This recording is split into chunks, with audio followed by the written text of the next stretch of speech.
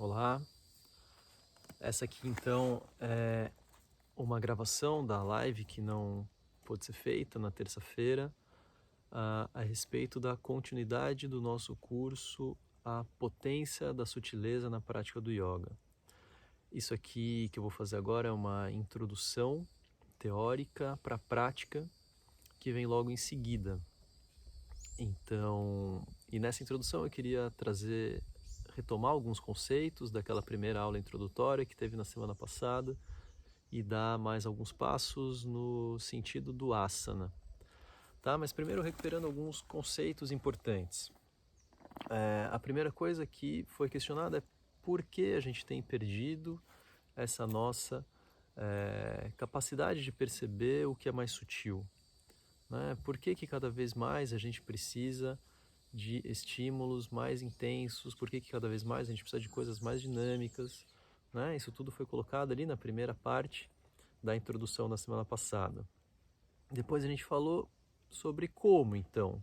Tá bom, já que é possível retomar essa sensibilidade, já que é possível retomar esse estado de perceber o sutil, como a gente faz? Né? E esse como eu vou voltar daqui a pouco, porque é onde a gente vai, né? As nossas aulas das próximas semanas, elas vão passando através desses conceitos, do como. E em terceiro lugar, foi uma abordagem do que é o sutil e como essa sutileza pode ser potente e ao mesmo tempo muito segura. Não é? Isso está lá no terceiro vídeo da introdução que foi feita. Está tudo lá salvo nos vídeos do IGTV. Mas voltando para o como. A primeira coisa que foi abordada é a necessidade de desenvolver um certo estado de interesse, desenvolver um tipo particular de atenção.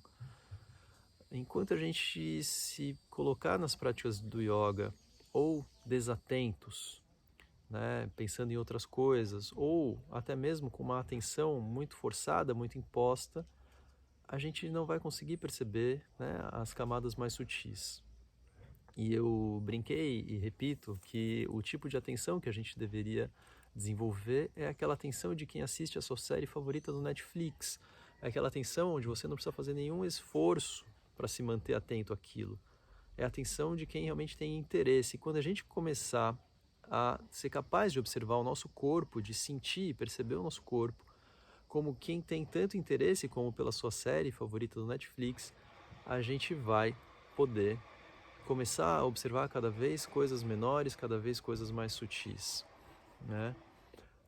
Tem uma pergunta que é: quanto tempo a gente leva para poder sentir o corpo inteiro simultaneamente, cada pequena parte, cada pedacinho? E essa pergunta não é óbvia, né? Quanto tempo leva? Pode levar um instante, o corpo está aqui, né? O que não está aqui, muitas vezes, é a nossa disponibilidade mental de fazer essa relação, né, e observar o corpo. Pode ser que tenha muitas coisas na nossa fila mental, e aí isso leva um tempo, pode ser que leve minutos para que você deixe, né, que essas coisas passem pela mente, e depois existe a disponibilidade, né? A disponibilidade dá essa ideia de que não adianta forçar, é preciso que a mente esteja disponível. Quanto tempo leva, né, para poder observar o corpo inteiro simultaneamente? Essa resposta é individual e também varia de dia para dia. O corpo está aqui. O que importa é a gente começar a prestar atenção quanto tempo leva para a mente também estar aqui. Bom, então essa é a primeira coisa, desenvolver esse estado de interesse. Uma das formas de ajudar a desenvolver esse estado de interesse é fazer as posturas como quem se espreguiça, né? Então, quando a gente se espreguiça, não estamos preocupados com a forma, não estamos preocupados com nenhum formato de asana, com alinhamentos. A gente está preocupado em ser direcionado por uma sensação, né? O espreguiçar é guiado por uma sensação e você vai se orientando por ela. Da mesma forma deveria ser a nossa prática de asana, e eu vou falar um pouquinho mais disso daqui a pouco. Bom, e o segundo conceito, então, né, depois desse desenvolvimento do interesse e da atenção, é começar a perceber que a gente é composto de duas entidades principais, uma que faz e uma que observa. A gente está o tempo todo fazendo coisas e pouco identificados com essa capacidade de observação. durante uma prática, a gente deveria se identificar com esse observador. Né? Há momentos onde o fazedor continua fazendo, continua sustentando uma postura ou faz algum tipo de movimento, mas o observador está ali o tempo todo presente, percebendo cada passo. O fazedor faz, controla, determina, o fazedor julga, o fazedor respira, pensa. O observador não controla, não julga, não determina. Né? O observador, ele simplesmente observa aquilo que está acontecendo. Esse observador não precisa ser entendido como nenhuma entidade externa, é apenas uma capacidade nossa. E esse observador pode estar muito bem por dentro do corpo, pode ser localizado no eixo da coluna, pode ser localizado em alguma parte onde você queira sentir, né, o corpo mais intensamente, mas perceber que existem essas diferenças e a gente precisa que essa nossa função de observador esteja plenamente ativa, tá? Isso também está relacionado com aquele interesse. Se não tiver interesse, esse observador dificilmente vai se manter ali. E aí a gente vai entrar num terceiro conceito, que é perceber que existem interações entre funções diferentes do nosso corpo ou do nosso ser.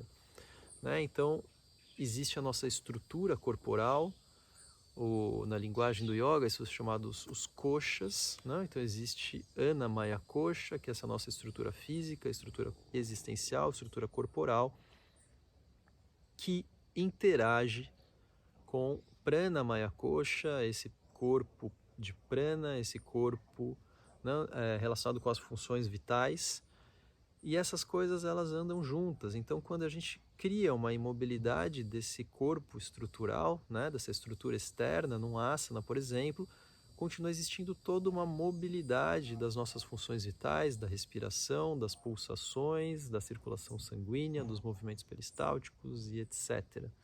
Né? Então, não existe essa imobilidade. A imobilidade ela é numa camada, para que a gente possa observar outra camada, outro corpo, sharira ou kosha, né? E um quarto conceito desses conceitos básicos é que a gente precisa entender que cada técnica é um estímulo, né? E que a gente deve desenvolver a capacidade de perceber o efeito de cada um desses estímulos. Então, se a gente faz alguma coisa em yoga, é para que crie um estímulo que possa ser percebido. Possa ser percebido enquanto a técnica está sendo executada, possa ser percebido depois que a técnica foi executada, tá? Então não há nada que seja feito por fazer, né? Tudo tem ali um objetivo muito claro, uma intenção muito clara. A gente precisa ter essa clareza quando se coloca na prática. E esses quatro conceitos, eles são quatro conceitos base para tudo aquilo que vem, né? Então esse interesse, esse desenvolvimento da atenção, o desenvolvimento da percepção de que existe essa porção nossa que faz a entidade que observa, que existem esses corpos que interagem, né? Corpo estrutural, físico, corpo das funções vitais, respiração, pulsação, etc.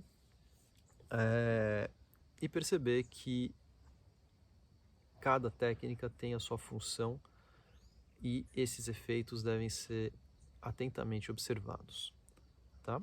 Todas elas se interrelacionam, né? Sem uma dessas quatro, as outras provavelmente também não se sustentam.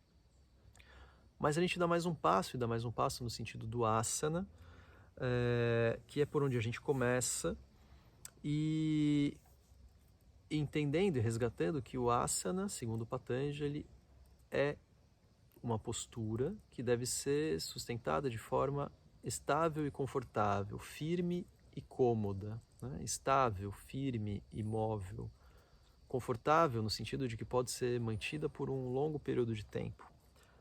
Mas o segundo sutra diz que deve ser, né, na postura deve se encontrar o relaxamento do esforço.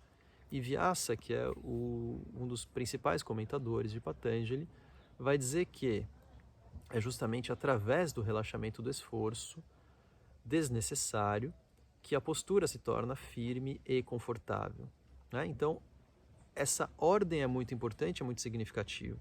Não é que a postura ela é firme e confortável e depois se relaxa o esforço, não. Primeiro a gente se coloca na postura, encontra o tônus mais adequado, porque ele diz o relaxamento do esforço desnecessário. Não está falando do relaxamento de qualquer esforço. Né? Tem esforço, tem contração, tem tônus que deve ser mantido, mas não em excesso nem em falta. Então, quando a gente fica buscando isso, a gente fica passeando entre, às vezes errando para um pouco mais, né, de excesso de contração, às vezes errando para menos contração. E aí a gente vai encontrando esse ponto adequado, como quem vai afinando um instrumento, como quem vai refinando e cada vez tendo mais precisão, né, em qual é o nível de contração adequado. Então, relaxando todo tipo de esforço desnecessário, sustentando só a medida exata e precisa do esforço necessário, que nesse momento já nem se chama mais esforço, ele vai se chamar tônus. A postura vai se tornar firme e confortável, e é nesse momento que Vyasa e Patanjali dizem que a postura é dominada, né? Eu dei também um exemplo na introdução, e eu gosto desse exemplo, que é como a bailarina, né, que ela está com o corpo completamente firme, a gente percebe a musculatura toda tonificada, mas a postura é completamente leve, né? Não existe ali nenhum excesso de esforço, não existe nenhuma rigidez, de forma que ela pode, né, ser sustentada por uma pessoa. Então ela está completamente leve. E é esse conceito que é bastante chave, não é tão simples, ele é muito simples, mas não é fácil de ser entendido, que a gente vai abordar na nossa prática, né, de hoje e que a gente também aborda nas práticas seguintes, porque isso é algo que não vem de uma vez só, né? Então, até entender como procurar, né? Como fazer com que esse tônus ele seja ali encontrado, como fazer com que você perceba se está colocando mais esforço do que deveria, como fazer para saber se você está colocando menos tônus, menos contração do que deveria, até que essas variações vão se tornando cada vez menores e a gente vai encontrando, né, esse tônus adequado em algumas poucas posturas. Por isso que não vamos fazer várias posturas, por isso que não vamos fazer, né, não vamos procurar passar pelas posturas mais complexas, mais difíceis, mais desafiadoras, né? Essas posturas que são mais postáveis no Instagram, a gente não vai passar por elas. A gente vai passar pelas posturas mais simples, para que a gente possa se manter muito atento na procura dessa contração, desse tônus adequado que vai fazer com que a gente encontre, né, o asana como conceito. Que a gente não faça o asana como técnica, que a gente possa entender o asana como um conceito. E essa é a base para que a gente possa fazer a nossa aula prática, a nossa aula 2, tá? Desse curso, a potência da sutileza na prática do yoga, que a gente vai seguindo também nas próximas semanas. Obrigado, um beijo.